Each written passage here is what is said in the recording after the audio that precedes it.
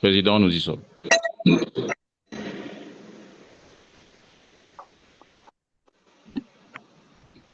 Chers amis, en qualité de tout protocole observé, bienvenue à cette 21e réunion statutaire du mandat 2025-2026 sous le thème uni pour faire le. Nous sommes à bord de la locomotive, une heure de messe d'amitié. Je vais laisser la parole au CP qui est le protocole du club afin qu'il puisse dérouler l'ordre du jour. Cher ami chef de protocole, tu as la parole. Bonjour, Président. Bonjour tout le monde. Vous êtes bien sûr à la suite du Président. Je vous souhaite la bienvenue au nom du club, de son leadership et de tous les membres à cette réunion statutaire du Rotary Club de Cotonou Locomotive Gambry. Nous sommes au mois de décembre, mois dédié à la prévention et au traitement des maladies, Rotary International. Et bien entendu, nous avons une série de communications, d'interventions liées à la thématique. Et aujourd'hui, nous serons focalisés sur l'embolie pulmonaire, comprendre, prévenir et agir. En son temps, nous serons entretenus sur la question par Dr. Joyce Fondorant, à qui nous souhaitons la bienvenue et un souhait d'adhésion à notre famille rotarienne très bientôt. Alors, nous, en thème d'ordre du jour proposé, nous avons en point zéro, comme d'habitude, la camaraderie, les échanges informels qui ont déjà eu lieu. Nous sommes aujourd'hui à l'étape nous sommes maintenant à la météo du jour. Ensuite, on aura la vie du club qui va être, comme d'habitude, structurée en temps du protocole, temps du secrétaire, temps du trésorier, temps du président. La communicatrice sera introduite, puis pourra dérouler le fil de son contenu à partager. Elle sera distinguée. Nous aurons le deuxième temps du protocole pour reconnaître les amis qui nous auraient rejoints. Puis nous aurons les divers. Je donc soumets cette proposition d'ordre du jour à l'approbation des participants sous le contrôle du président. Donc, Arsène Sima, merci.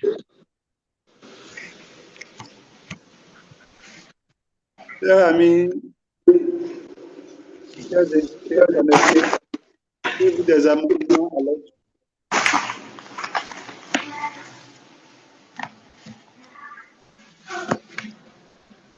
Le silence à l'approbation et l'adoption de l'ordre du jour. Chers amis chef de protocole, je te laisse dérouler. Merci. Alors,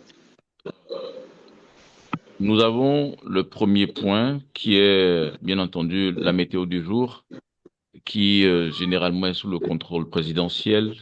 Et le président va nous permettre d'obtenir de deux ou trois participants à la réunion, bien sûr, leur météo du jour en termes de leur humeur pour lancer la semaine. Président, c'est sous ton contrôle. Merci CP. Je vais laisser notre communicatrice du jour pour nous donner son humeur. Cher ami docteur, il s'agira de choisir entre le nuancier vert ou jaune, qui veut dire que tu as d'humeur positif et tu ne pas ton humeur positif, qui veut dire que tu as d'humeur négative et tu ne répliques également. Tu as la parole. Bonjour tout le monde. Je suis Dr. Fondorant Joyce. C'est vraiment un plaisir pour moi de participer à la réunion statutaire du club de Cotonou Locomotive Gambry. Je pense qu'après, il y aura encore les présentations. Parlant de mon humeur du jour, je pense que mon humeur est verte. Hein. Donc, je vais dire que mon humeur est verte parce que j'ai été très enthousiaste depuis le matin. J'ai fait beaucoup de choses déjà aujourd'hui dans la joie et tout. C'est ce que je peux dire. Merci de partager avec nous ton humeur. Je vais laisser la parole à l'ami Lucrèce pour passer à l'exercice. Ami Lucrèce, bonjour.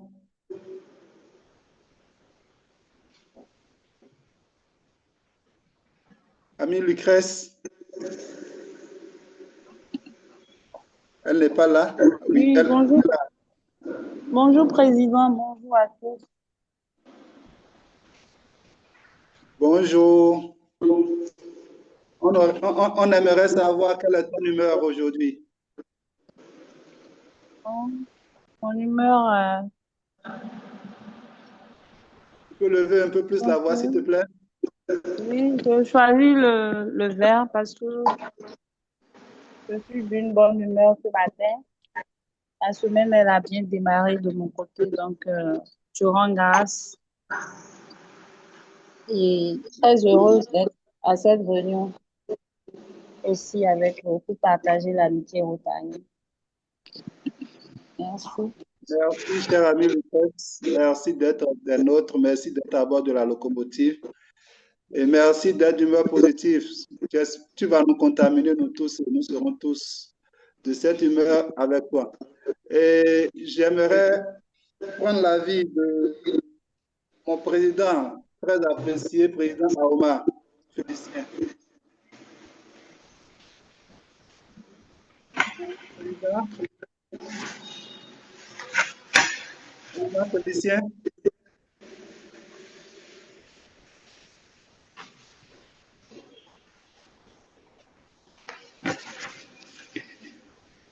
Président Félicien, il n'est pas là, il n'est pas à côté. Cher ami chef de protocole, on va t'en arrêter là. Je te retourne la parole pour dérouler l'ordre du jour.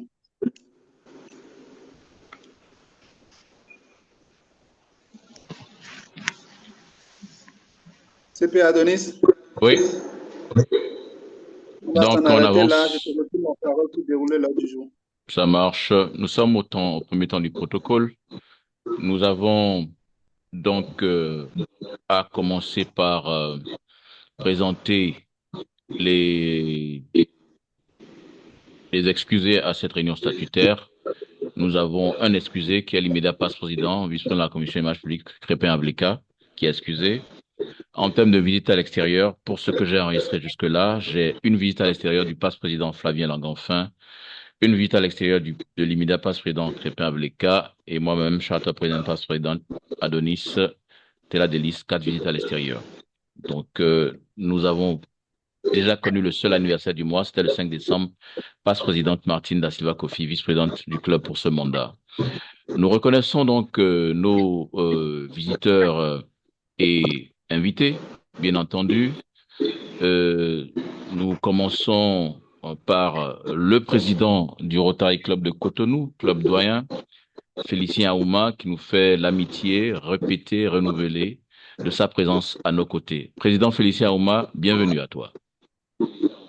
Bonjour, cher ami CP protocole en chef. Bonjour, président Arsène. Bonjour, chers amis. Je suis heureux de me retrouver encore dans le wagon VIP de Cotonou Locomotive. C'est toujours une joie renouvelée de me retrouver avec ce club-là. Encore une fois, merci et très très bonne communication à docteur Joyce. À tout moment. Merci. Merci. Président Aouma, nous ferons pour toi une dérogation protocolaire vu l'événement de taille que pilote ton club. Donc, je te permets de passer ton divers en même temps pour des raisons de priorité protocolaire. Président, tu as la parole. Merci CP pour cette opportunité. Effectivement, je m'attendais à reprendre la parole en divers. Merci pour cette opportunité et cette considération. Alors, pour ce divers spécial, le club Rotary Club Cotonou, affectueusement appelé Doyen, bouclera ses 60 ans de présence au Bénin, donc le premier club service, le 28 décembre prochain. Donc à partir du 20, donc la semaine prochaine, le week-end prochain, le samedi, nous allons lancer les activités par une conférence. Et les conférenciers, non des moindres, il y aura Pepe Robert Dossou, la DG Maryse Adotevi, il y aura le PDG Gounon, Dorothée, il y aura le PDG Bouraïma Salifou. Bouraïma Salifou, l'IPDG Spero Nkwe, avec à la clé le modérateur qui ne serait autre que le CP actuellement, Protoc, en chef de locomotive. Donc voilà un peu ce qui va se faire le samedi prochain.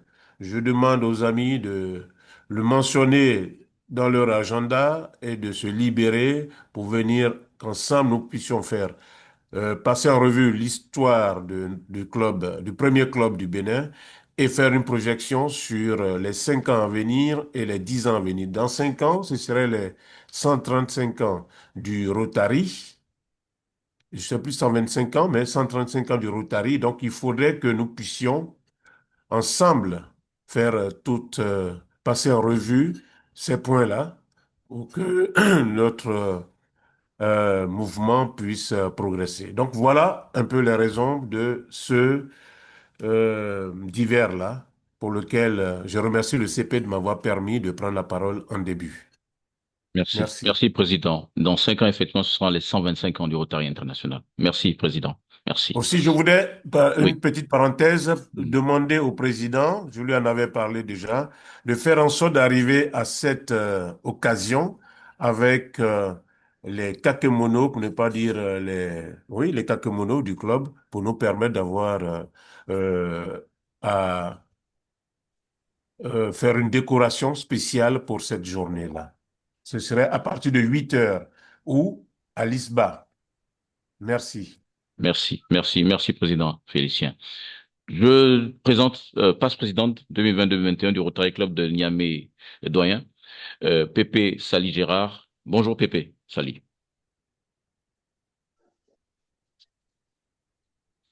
Bonjour à tous.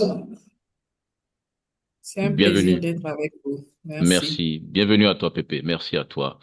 Passe-présidente peut en cacher un autre. Passe-président 2023-2024 du Rotary Club de Port-Gentil aux Ouris, Gabon, district 9150, Pépé Pierre Claver Mémon Mébio. Bonjour Pépé. Bonjour. Je suis vraiment agréablement surpris. Tu sais prononcer mon nom jusqu'au dernier retranchement. Bon, vraiment, c'est un réel plaisir hein, de retrouver l'ensemble des membres du Rotary Club de Cotonou, locomotive. Hein.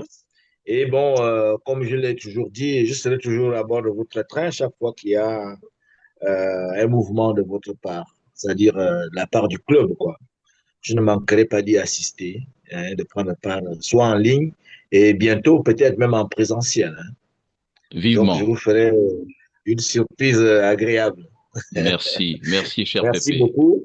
Merci. Et tous mes encouragements déjà à Dr. Joyce, hein, qui va nous présenter un sujet de médecine très important. Merci. Merci. Merci. Merci, cher Pépé. Comme je dis, un autre passe-président peut en cacher un autre. Passe-président du Rotary Club Ouagadougou Elite, activateur de paix, Pépé Fabrice Aboussa. Bonjour Pépé.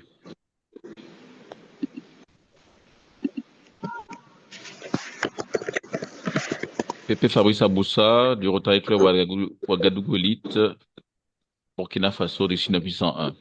Alors, je continue. Oui, Bonjour, Pépé. Denis. Oui, Bonjour, bonjour. chers amis. Pour moi, Merci. Merci pour ta présence à nos côtés, une fois de plus, cher Pépé. Je vais poursuivre avec les Rotariens connectés, parce que si je n'ai pas l'opportunité, comme l'a rappelé mon deuxième adjoint Zarnik, s'il n'y a pas une présentation claire, on ne pourra pas en retour vous présenter de façon claire. Tu ne peux pas me répéter. J'ai le président élu du Rotary Club de Bamako, Koulouba, secrétaire du club, Ali Ben Morta Diop. Bonjour, président élu. Bonjour chers amis, bonjour cher ami CP pour la parole donnée. C'est toujours un réel plaisir pour moi de prendre part au sein de la locomotive et de faire le trajet fut agréable avec une belle présentation. Et j'espère qu'Inch'Allah, lundi prochain, on se retrouvera encore pour faire un voyage très agréable. Je suis très content de prendre part à cette réunion. Je vous remercie pour l'invitation. Merci, très cher ami PE. Merci et bonne préparation de mandat aux côtés de notre ami Charles Condé. Merci. Je présente ensuite la rotarienne Lucrèce. Oui, ici, du Rotary Club de Cotonou Nexus. Bonjour, cher ami Lucrèce.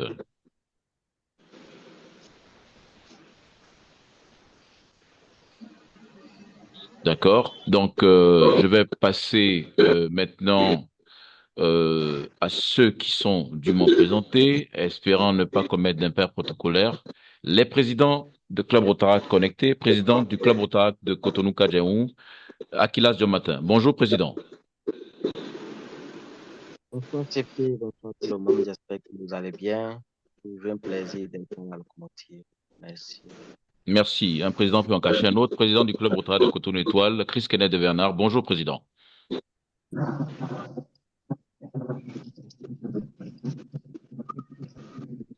D'accord. Alors, donc ensuite, pour ceux qui ne sont pas, comme je l'ai dit, dûment présentés, je vais juste les énoncer. Nous avons déjà Osias Guidi, Fabrice Alban Mito. J'ai également connecté voilà, je crois que j'ai fait le tour.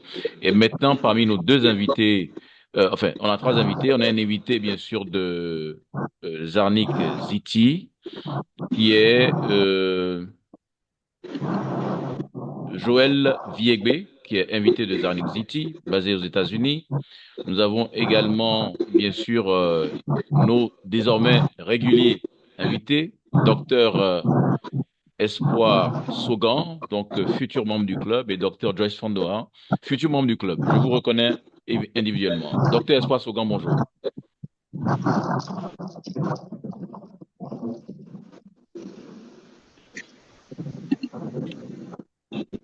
Je présente donc Dr Espoir Sogan et Dr Joyce Fondoran. Vous êtes les bienvenus. Dr Joyce peut se permettre de ne pas prendre la parole parce qu'elle sera dûment présentée. Dr Espoir, bonjour. Oui.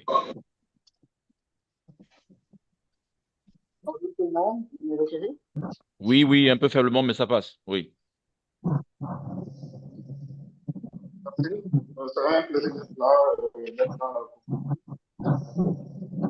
D'accord. Tu voudras bien régler ton micro? Oui, parce que c'est pas très net. D'accord. Merci. Comme je le fais toujours, je reconnais quand même les membres du club connecté, le président, Arsène, la vice-présidente Pépé Martine, la deuxième conseillère Pépé Olga, le président de la commission fondation Pépé Flavien Langenfin, les futurs présidents élus et trésorier Charles Akondé, président nommé secrétaire Justino Vira, les deux chefs de protocole adjoints, président de la commission Action Comlan Kwasi, vice-président de la commission effective Zarnik Ziti, vice-président de la commission Action Bernice Agonzan, et je pense que je n'ai oublié personne et que tout impair protocolaire demeure ma totale responsabilité. On passe au temps du secrétaire et président nommé Justino Deogracias Kifouli Vira. Cher ami, chef de protocole, Adonis, bonsoir. Bonsoir. Cher CP, cher président, cher Rotarien, protaration, vos grands tout protocoles observés. En mon temps, l'honneur me choisit de porter à notre attention commune deux messages. Le premier porte l'adresse de notre gouverneur de district, la DG Marlise, qui, suite à l'événement regrettable qui a secoué notre pays, avait laissé un message de compassion. Le message est libellé comme suit. Chers amis rotariens du Bénin, c'est avec une attention toute particulière et une vive émotion que j'ai suivi les événements critiques qui ont secoué le Bénin. Face à cette situation, je tiens à vous exprimer au nom du district 9103 et en mon nom propre ma plus profonde solidarité. Le Rotary est une famille dont les liens transcendent les frontières. Quand l'un de nos pays membres traverse une zone de turbulence, c'est tout notre district qui se sent concerné. Mes pensées vont en priorité à chacun d'entre vous, à vos conjoints, vos enfants et vos proches. J'espère de tout cœur que vous êtes en sécurité. Dans ces moments difficiles, la résilience et la fraternité qui nous caractérisent sont nos plus grandes forces.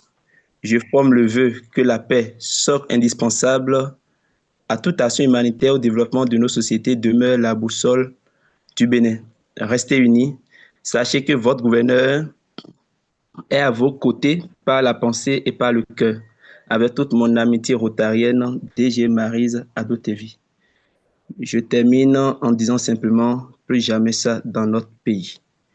Deuxième message, il s'agit d'une correspondance informative qui nous informe de l'élection de notre DGND.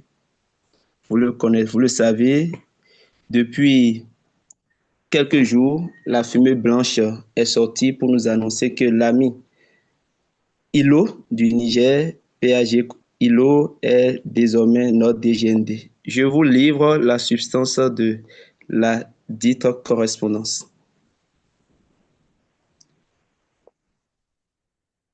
Lomé, le 14 décembre 2025, au président des clubs du district 9103, confirmation de nomination du gouverneur, référence 049 D 9103-DG 122 025.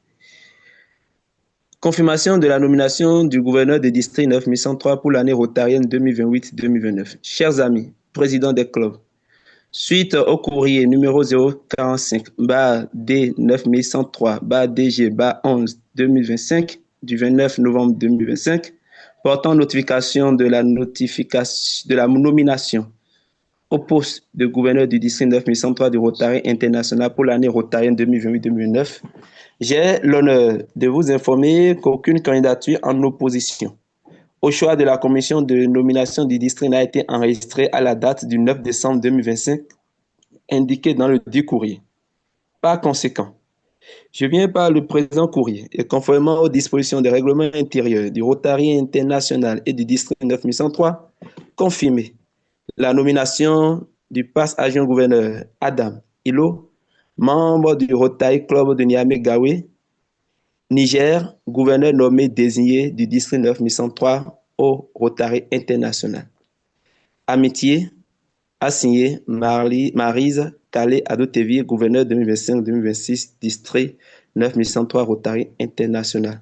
Toutes nos félicitations à notre DGND Adam Ilo. Ce serait les messages importants que j'ai sur moi pour le compte de cette réunion. Merci, cher ami chef de protocole. Bonne réunion à toutes et à tous. Merci, cher président nommé, secrétaire du club, Justino Vieira, président élu du Rotary Club de Cotonou-Contive-Gary, trésorier du club, Charles Akondé, à la parole.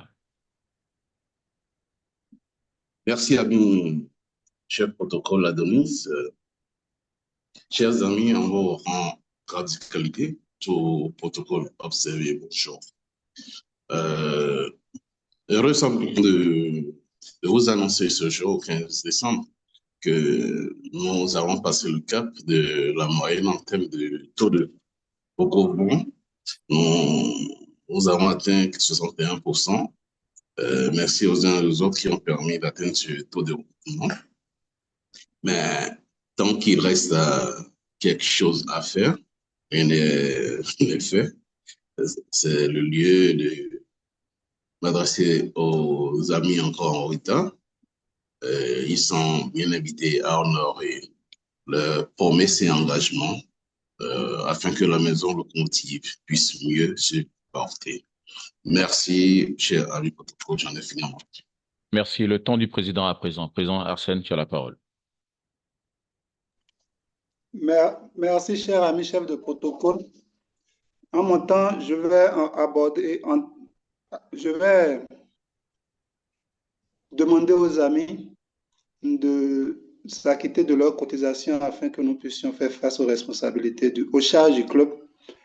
Et aussi, j'aimerais rassurer le président Félicien que le club Locomotive Cotonou-Gary sera bel et bien représenté en ma personne et par nos attributs à la fête du samedi prochain. J'aimerais profiter pour inviter tous les amis à être présents le lundi prochain aux côtés du club doyen. Merci et bonne réunion à nous tous. Merci, Président. Alors, la thématique du jour, c'est bien entendu l'embolie pulmonaire, comprendre, prévenir, agir. Et donc, pour cette présentation, nous avons Dr Joyce Fondoan, bien sûr, anesthésiste réanimatrice, bien sûr, qui nous fait l'amitié, bien sûr, de cette présence aujourd'hui et surtout de nous délivrer cette communication ô combien importante. Mais quand même, il faut pouvoir aller à la découverte de cette amie, je dirais, Joyce Fondoan. Et c'est ce que j'aurai le plaisir de faire dans les prochaines secondes. C'est bon, Dr. Joyce, ça va? Tout est réglé? D'accord. Dr. Joyce, tu es connecté, c'est bon, ça va?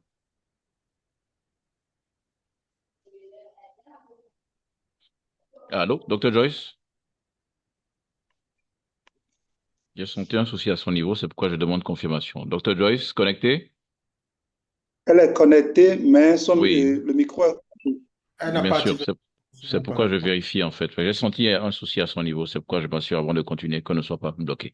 D'accord. Cependant, je m'en vais la présenter. Actuellement et depuis janvier 2025, elle est médecin anesthésie réanimatrice au Centre hospitalier universitaire, Centre hospitalier international de Calavi, à PHP international. Et bien entendu, elle est précédemment de mai 2024 à janvier 2025 chef du service des urgences médico-chirurgicales et du service d'anesthésie réanimation, bien sûr, au Centre hospitalier universitaire de zone d'Abomey-Calavi et Soava. Elle a été précédemment médecin anesthésie réanimatrice au Centre hospitalier universitaire de zone d'Abomey-Calavi et Soava. Elle a donc eu ce même rôle au niveau du Benin International Medical Assurance et plusieurs appartements sanitaires du Bénin vers la France en tant que, bien sûr, spécialiste en anesthésie et réanimation. Elle a été interne anesthésie et réanimation au Centre hospitalier de Beauvais en France de novembre 2009 à décembre 2021.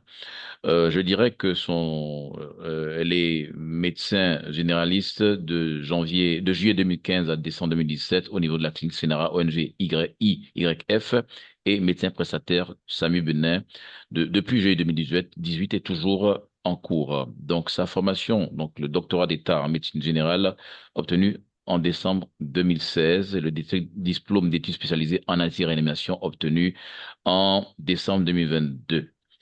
Alors, je résume cela en disant qu'elle est bien passionnée par son métier et qu'elle nous parlera, bien entendu, de l'embolie pulmonaire, comprendre, prévenir et agir. Si Dr. Joyce Fondoran est prête, elle a la parole pendant que sa communication est partagée. Dr. Joyce, ça peut aller? Oui, l'ami a donné, ça peut aller. Au fait, quand j'ai pu avoir l'application, je ne sais pas si je fais le partage ou pas. D'accord, si tu veux faire le partage, c'est tout bénef, tu peux y aller, il n'y a pas de souci. Ok, je te remets dans les habilitations parce que tu t'es sûrement reconnecté avec un autre profil. Voilà, c'est bon, c'est bon. Vas-y, c'est bon. Tu as les habilitations nécessaires. Tu peux allumer ta caméra en même temps que partager l'écran. C'est bon. Tout est disponible. Ouais. Oui, tout est bon. Donc, tu partages maintenant. Tu dois avoir l'icône verte de partage. Bande latérale inférieure. En bas de l'écran. Tu regardes, tu dois voir partage. C'est bon? Oui, j'ai l'icône partagée. Voilà, tu cliques là-dessus. Oui. Mes écrans, mes différents écrans. Pardon? Ah, ok. Je n'ai pas mes différents écrans de partage, quoi. Oui, est-ce que le fichier est déjà ouvert sur le bureau? Il est déjà ouvert en attente? Voilà, donc tant que tu cliques sur partager, tu auras accès aux différents éléments. Mais s'il y a une difficulté pour aller vite, je peux partager cette fois-ci. Après, on peut prendre le temps de t'aider. Il n'y a pas de problème. D'accord, pas de souci. Ouais, on va y aller comme ça, c'est plus rapide parce que le temps n'est pas notre meilleur allié. Docteur Joyce Fondoran, c'est après, c'est quand tu veux. Attention. Voilà, on y va. Quelques secondes. Ok, super.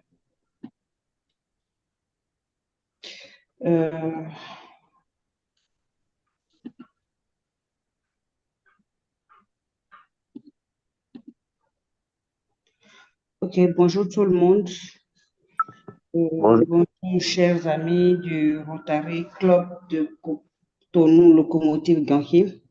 Je suis Dr. Joyce Fondoran, j'ai été largement présentée. C'est vraiment un honneur pour moi de partager ce moment avec vous et surtout d'échanger avec vous sur l'embolie pulmonaire. L'embolie pulmonaire, c'est un mal très mal connu malheureusement, même si on en entend parler. Il faut dire que c'est une urgence médicale très grave et qui est responsable de nombreux décès chaque année. Aujourd'hui, nous allons essayer de le démystifier un peu pour mieux la comprendre, savoir comment la prévenir et surtout comment agir rapidement en cas de suspicion. Et pour ce faire, nous allons suivre ce sommaire-là. Dans une première partie, essayer de comprendre la maladie, savoir reconnaître les symptômes et comment faire le diagnostic de cette maladie. Et ce qui est important aussi, nous, médecins, quand on parle de prise en charge en général, il y a une prise en charge première pour nous qui est la prévention, qui est la meilleure d'ailleurs. Donc, on va parler de la prévention de l'embolie pulmonaire. La prise en charge vraiment secondaire, c'est le traitement qu'on offre une fois que la maladie est déjà installée. Donc, on va vous entretenir un peu sur comment ça se traite et après, qu'est-ce qu'on peut retenir finalement de cette pathologie. L'objectif de cette présentation, c'est surtout de sensibiliser beaucoup de personnes qui ne sont forcément pas dans le domaine de la santé, informer et pouvoir réduire comme ça les risques de survenue de l'embolie pulmonaire ou bien les risques d'issue fatale de l'embolie pulmonaire.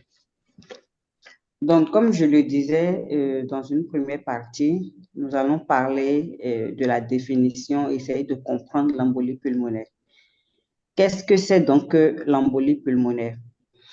L'embolie pulmonaire, c'est l'obstruction d'une ou de plusieurs artères pulmonaires. Elle se produit lorsque le caillot, un caillot souvent issu de la jambe, remonte dans la circulation sanguine et se coince au niveau des poumons. C'est une urgence vitale car elle bloque l'arrivée d'oxygène. Pour un peu étayer cette définition, on a ce schéma. Vous allez voir au niveau de la jambe de l'individu représenté, il y a une partie rouge, c'est une inflammation qu'il y a. Cette inflammation peut être due à beaucoup de situations. Hein. Ça va permettre la formation de caillots au niveau des veines de la jambe. Donc, cette formation de caillots va rester là et après va migrer. Migrer, ça va passer dans la circulation, remonter jusqu'au niveau de la veine cave qui est au niveau de votre abdomen, ça remonte jusqu'au cœur. Et donc, sur le schéma où vous avez les poumons représentés. Le diapo ne suit pas. CP, merci.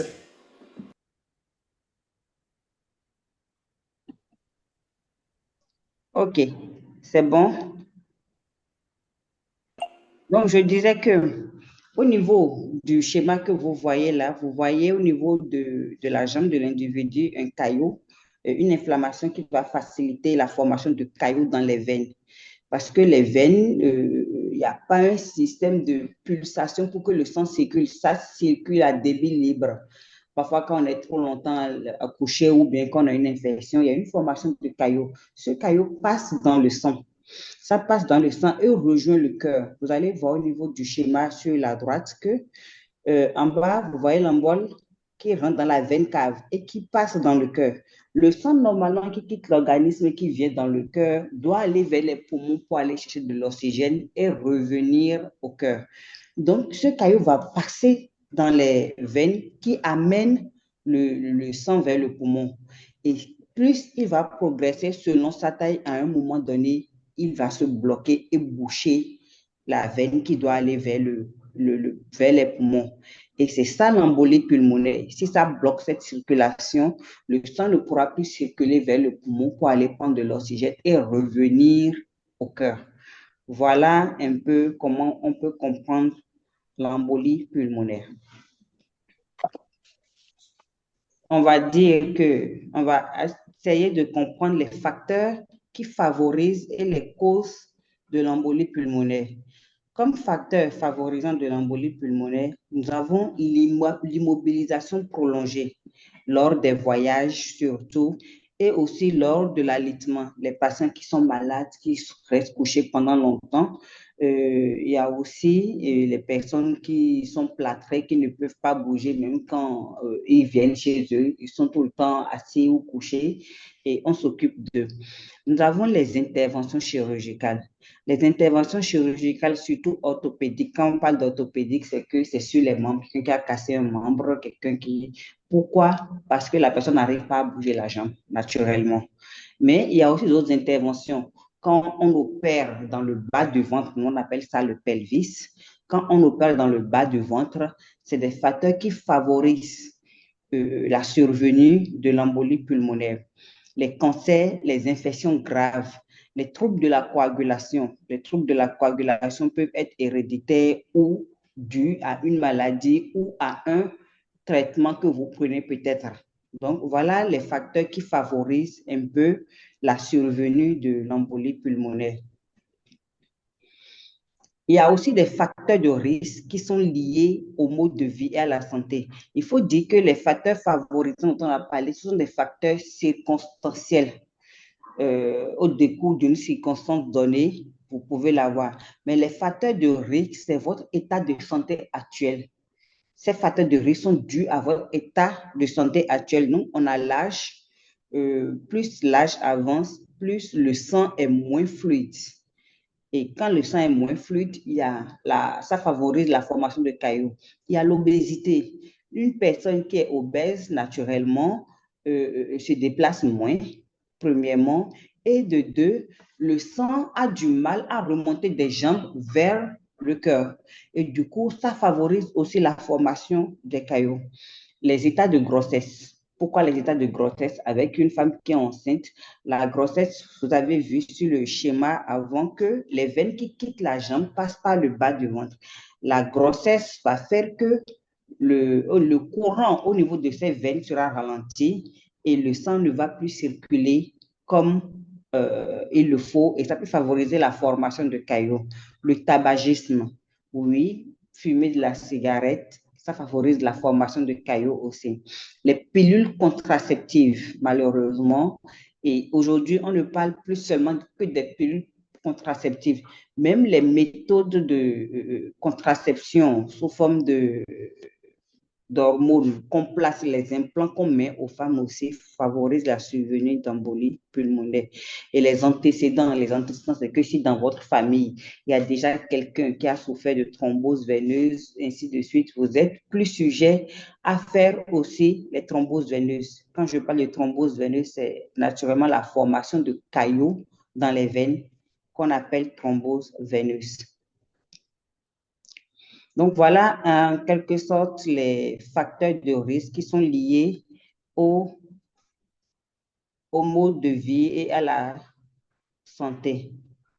Donc, dans une première partie, nous avons pu aborder un peu comment comprendre l'embolie pulmonaire. Actuellement, nous avons abordé comment est-ce que le diagnostic d'embolie pulmonaire se fait.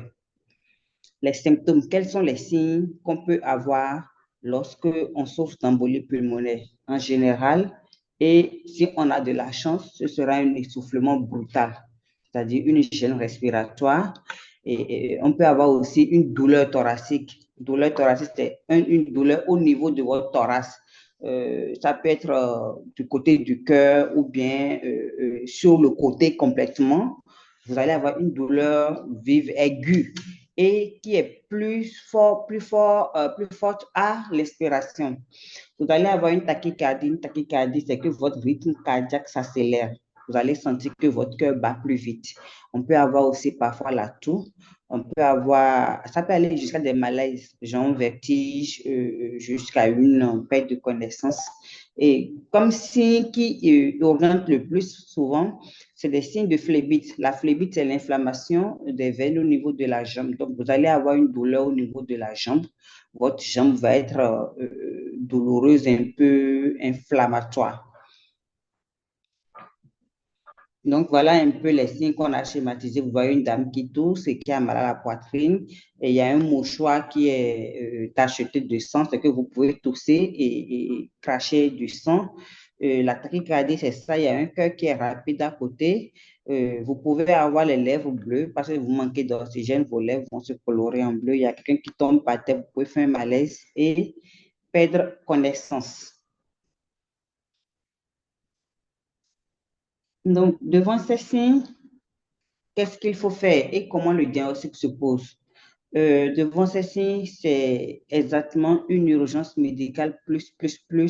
Il faut le plus rapidement possible consulter, si possible, si on a accès à un transport médicalisé au Bénin, c'est le SAMU. Il faut rapidement consulter, si vous avez les moyens d'appeler le SAMU, appelez le SAMU pour qu'il vienne vous chercher parce que il faut aussi observer certaines conditions pour vous déplacer. Quand vous consultez comment le médecin fait son diagnostic, le médecin vous examine, il va évaluer les symptômes qu'on a vus passer, dont vous plaignez, j'ai eu mal à la poitrine de façon brusque, je n'arrive plus à respirer. Il va évaluer ces symptômes, voir leur importance. Il va vous faire un ECG. Il va vous faire aussi une analyse de sang. L'analyse de sang, c'est à la recherche, c'est un examen, qu'on prélève votre sang, on recherche les D-dimères. C'est des marqueurs qui permettent de voir si c'est en faveur d'une embolie pulmonaire ou pas, surtout chez les patients à risque faible, c'est-à-dire un patient qui n'a pas les facteurs de risque qu'on a cités précédemment. Donc, on va doser les D-dimères. La normale, c'est que ce soit inférieur à 500. Dès que c'est élevé, donc ça va dans le sens de l'embolie pulmonaire, mais ce n'est pas d'emblée que c'est l'embolie pulmonaire, mais ça va dans le sens de l'embolie pulmonaire. Le diagnostic sûr se fait avec le scanner. On parle d'angioscanner thoracique, c'est-à-dire le scanner des veines du poumon, des vaisseaux du poumon. Angioscanner thoracique, et c'est ça qui confirme le diagnostic. On peut aussi faire l'échographie si vous avez un cardiologue ou un réanimateur à côté, vous faites une échographie. Ça permet de voir un peu les signes de retentissement si l'embolie pulmonaire agit déjà sur le cœur, parce que vous pouvez avoir des signes de retentissement sur le cœur. Voilà, il y a la scintigraphie pulmonaire qu'on peut faire, mais qui ne se fait pas au Bénin pour le moment. Parler de l'embolie pulmonaire de la sorte, ce serait heureux si ça se passe comme ça. Mais malheureusement, souvent, il y a des signes de gravité. Et parmi ces signes de gravité, on a un état de choc, c'est-à-dire que vous aurez une hypotension artérielle, le cœur qui bat très rapidement aussi, les lèvres bleues et vos doigts qui sont bleus, la difficulté à respirer, une dyspnée intense, on parle de difficulté à respirer. Ça peut aller aussi jusqu'à la perte de connaissance. Il faut dire que l'embolie pulmonaire est une pathologie très grave et qui peut d'emblée même entraîner la mort subite. Donc, c'est heureux même quand ça ne vient pas comme ça. Parfois, c'est douleur, et déjà en moins de 5-10 minutes, la personne fait un arrêt cardiaque. Donc, voilà les signes de gravité. Malheureusement, c'est devant ces signes de gravité-là qu'on s'inquiète et ce n'est pas forcément la forme simple qu'on a d'emblée. Voilà un peu comment le médecin fait le diagnostic de l'embolie pulmonaire. Et en fonction de comment vous êtes, dans quel état vous êtes, si votre embolie pulmonaire est grave ou bien n'est pas grave, il saura comment traiter votre tableau. Premièrement, on va aborder le traitement et comme je vous l'ai dit, en médecine, le premier traitement chez nous, c'est la prévention. Comment faire pour ne pas en arriver là? La prévention passe surtout par deux méthodes. Premièrement, les mesures de prévention au quotidien. quelle hygiène de vie nous devons avoir pour ne pas en arriver là. C'est comment faire pour prévenir la formation des caillots. C'est d'avoir une activité physique régulière et une alimentation équilibrée pour ne pas tomber dans l'obésité et pour bouger. Plus on bouge, plus ça favorise la circulation du sang au niveau des veines de la jambe. Boire assez d'eau pour pouvoir fluidifier le sang toujours et surtout pendant les voyages où on est amené à rester assis pendant longtemps. Éviter le tabagisme et si on fume déjà, arrêter le tabagisme, éviter l'alcool excessif. Voilà les mesures générales qu'on peut avoir pour prévenir l'embolie pulmonaire. Maintenant, si vous avez déjà des facteurs de risque, si vous êtes déjà une personne à risque, comment vous faites pour prévenir cela? Il s'agit d'une prévention ciblée. Pendant les longs trajets, il faut marcher. Vous êtes en avion, levez-vous chaque une heure, marcher. De nos jours, même ce qu'on fait là, normalement, pendant les réunions, chaque 1 heure ou chaque 30 minutes, nous essayons, nous médecins, d'inculquer ça quand on est dans les réunions, puisque aujourd'hui, surtout avec le Zoom, on fait beaucoup de réunions, on fait beaucoup de rassemblements, surtout à distance. Dès qu'on fait 1 heure de temps, tout le monde se lève, on marche, on circule pendant 5 minutes et on revient s'asseoir. On peut continuer la réunion tout en étant debout ou bien faire du stepping sur place. Faire fonctionner les mollets, ça permet de faire fonctionner les mollets et ne pas croiser les jambes pendant longtemps. Quand vous êtes personne avec des facteurs de risque, vous pouvez aussi privilégier les bas. On parle de chaussettes de contention, c'est des bas qui permettent à la circulation sanguine de bien se passer au niveau des jambes. Et souvent, ça se fait prescrire. Ailleurs, c'est votre médecin qui vous le prescrit spontanément. Sous nos yeux, pas forcément.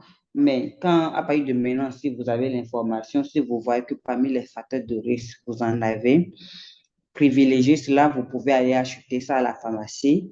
Ça n'a pas besoin de prescription. Et dès que vous êtes dans une situation où vous devez voyager pendant longtemps, vous le mettez. Si dans une situation où vous êtes amené à rester alité, vous mettez vos bas de contention. Un traitement anticoagulant préventif, surtout pour les personnes qui ont subi une intervention chirurgicale ou bien les personnes malades. Aujourd'hui, quand les personnes sont malades, ça s'est démocratisé heureusement. Dans les hôpitaux et tout, spontanément, on leur met des anticoagulants, mais il y a encore des endroits ou des cliniques où ce n'est pas forcément systématique. Mais il faut penser à ça et vous-même, n'hésitez pas à demander à un médecin quand vous avez eu là vous-même ou bien la famille qui est allaitée, quelqu'un qui est couché dans le lit, qui n'arrive pas à bouger. Même parfois, les parents sont à la maison, des parents âgés qui, avec l'âge et tout, n'arrivent plus à bouger et tout. Ils peuvent avoir un traitement anticoagulant préventif. C'est un traitement qui permet de fluidifier le sang. Donc, ça va choisir aussi le type de contraception qu'on utilise. Ce n'est pas parce que Adjoa a utilisé telle contraception que moi aussi je vais prendre pour aller acheter. Voir ça avec le médecin qui évalue avec l'état de la femme quelle contraception elle doit utiliser. Il faut dire que les pilules contraceptives, il faut le répéter, et les implants à base d'hormones sont très, très favorisants pour la survenue d'embolie pulmonaire. Donc, voilà en quelque sorte comment on peut prévenir l'embolie pulmonaire.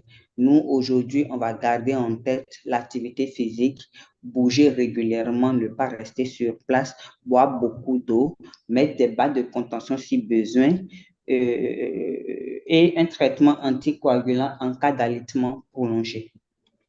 Docteur, oui.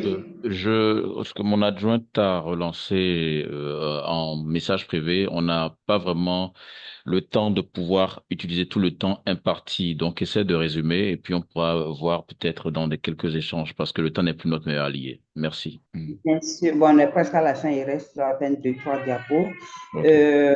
Comment traiter, comment agir, naturellement, ça, c'est pas forcément de votre ressort. La prise en charge est très simple, c'est toujours à base d'anticoagulants. Dès qu'on vous suspecte l'embolie pulmonaire, on vous met ce traitement. Si vous avez des signes de gravité, que c'est une embolie pulmonaire grave, d'emblée, on pense à un traitement qui est la thrombolyse, qui permet d'aller dissoudre ce caillot-là, mais qu'on ne fait pas spontanément. parce que ça a aussi ses conséquences. On peut aller jusqu'à faire une chirurgie. Le suivi et le traitement, ce n'est pas un traitement ponctuel, mais le suivi se fait sur une durée donnée pendant 3 mois. On va suivre le patient et voir comment il évolue, réadapter le traitement, réadapter sa vie et lui donner des conseils. En conclusion, ce qu'il faut retenir de l'embolie pulmonaire, c'est que c'est une pathologie grave qui peut d'emblée entraîner la mort subite par arrêt cardiaque, mais qui est évitable. Il faut savoir reconnaître les symptômes, mettre un accent crucial sur la prévention et consulter un service d'urgence au moindre doute, parce que l'embolie pulmonaire ne se traite pas dans les cliniques, dans les rues, mais c'est directement dans une unité de soins intensifs de cardiologie ou dans un service de réanimation. Il n'y a que les grands hôpitaux qui ont ça au Bénin. Donc, ne pas du tout hésiter à consulter dès qu'on a l'un de ces symptômes. Voilà ce que je peux partager avec vous sur l'embolie pulmonaire. Je vous remercie. S'il y a des questions et que le temps nous le permet. Chers amis, sous observation, Dr. Joyce Fondoran, s'il vous plaît, vous pouvez ouvrir vos micros ou de façon virtuelle applaudir Dr. Joyce Fondoran. Merci, docteur, pour ce brillant moment. Et bien entendu, c'était toujours gratifiant de pouvoir prendre du temps pour donner de sa connaissance aux autres et de contribuer bien sûr à sauver des vies. Par ce qui est capital dans ce que tu as dit, c'est que la prévention vaut mieux que de sauver les meubles lorsque c'est déjà en train de brûler. Et donc, je crois que tu es dans cet espoir-là. Merci encore. Je passe la parole déjà à ton confrère, vice-président du Rotary Club de Cotonou Locomotive Gary, président de la commission fondation, Dr Flavien Landonfin. Pépé Flavien, à la parole. Merci beaucoup, cher ami CP. Et je n'ai pas suivi la totalité parce que je suis au bloc. J'ai fait l'effort de sortie pour vous suivre. Mais néanmoins, je tiens à remercier énormément ma très chère collègue et sœur, Dr. Joyce, d'avoir accepté de partager. Je l'ai contactée juste avant-hier. Elle n'a même pas hésité à partager sa connaissance avec nous. Je tiens à la remercier et à rajouter à nos amis qui sont souvent dans les bureaux d'éviter d'être toujours dans immobilier. Chaque 1 heure, même si c'est 5 minutes de marche, essayez de le faire, c'est très important pour vous. Les barres de contention, c'est indispensable comme elle a dit. Si vous avez des activités qui vous obligent à rester plus d'1 heure, 2 heures, mettez les barres de contention, n'hésitez pas, ça vous fera énormément du bien. Merci beaucoup, cher ami, Dr. Joyce, pour ta brillante présentation. Merci. Merci encore. Merci encore. Ok, donc je passe la parole au président élu du Rotary Club de Bamako Koulouba, Ali Ben Mokhtar Diop, secrétaire du club. Ok, merci cher ami CP pour la parole octroyée. Bon, j'ai pas grand chose à dire sauf remercier notre très cher ami docteur pour vraiment la qualité et surtout avec l'admiration avec laquelle il nous a entretenu sur un sujet qui nous touche. Et nous avons pris acte de ces conseils et dorénavant, nous aussi, on va faire des relais auprès des amis, auprès des parents, afin de vraiment prendre soin de notre propre santé. Voilà, merci très cher ami, merci pour ça. Merci. Merci encore PE. Nous avons une question dans le chat de Osias Didi. Docteur, est-ce que les pieds enflés sont un symptôme ou un risque? Merci. Les pieds enflés ne sont pas un symptôme ni un risque, mais les pieds enflés sont un signe de mauvaise circulation sanguine dans les jambes. Donc, il faut aller réellement voir. Ça peut être autre cause. Donc, ce qui est sûr, les pieds enflés en général, c'est lié au cœur ou au rein. Et ça veut dire qu'il y a une mauvaise circulation dans les jambes.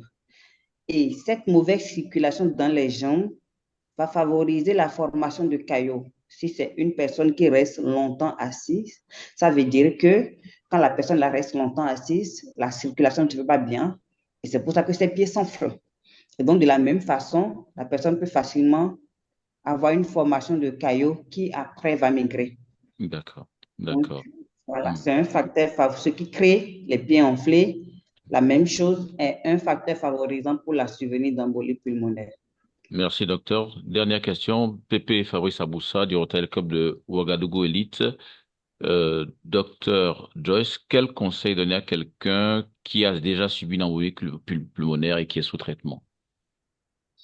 Merci, cher ami Fabrice. C'est déjà de suivre les conseils qu'on lui, d'avoir un suivi. Quelqu'un qui a déjà fait une embolie pulmonaire, c'est d'avoir un suivi.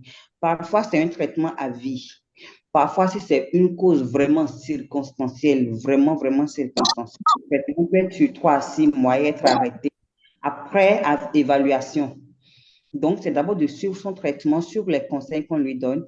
Et maintenant, il a le droit de savoir quels sont les facteurs qui ont favorisé la survenue de cette embolie et comment lutter contre ces facteurs. Si c'est quelqu'un d'obèse, cette personne doit penser à comment faire pour perdre du poids. Si c'est quelqu'un qui a des problèmes de marche et qui n'arrive pas à marcher correctement, donc est obligé d'être allaité, le port de bas de contention en permanence, le régime alimentaire, boisson à base d'eau abondante.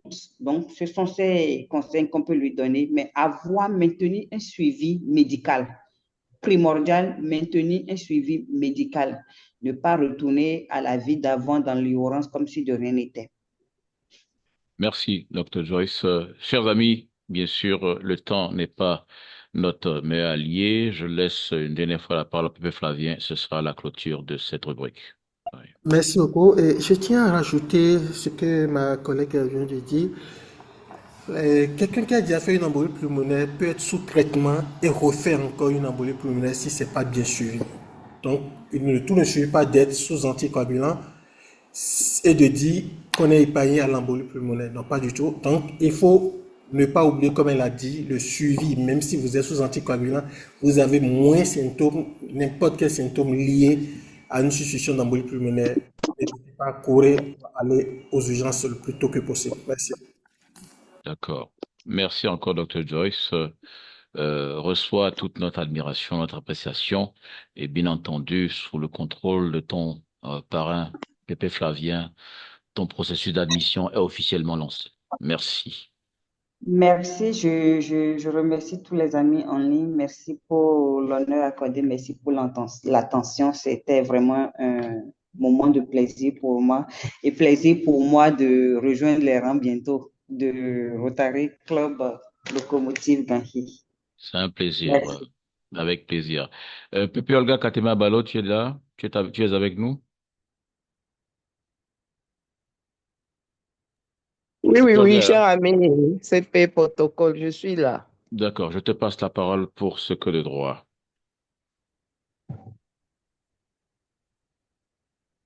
Bon, je ne vois pas le... L'écran n'est pas partagé?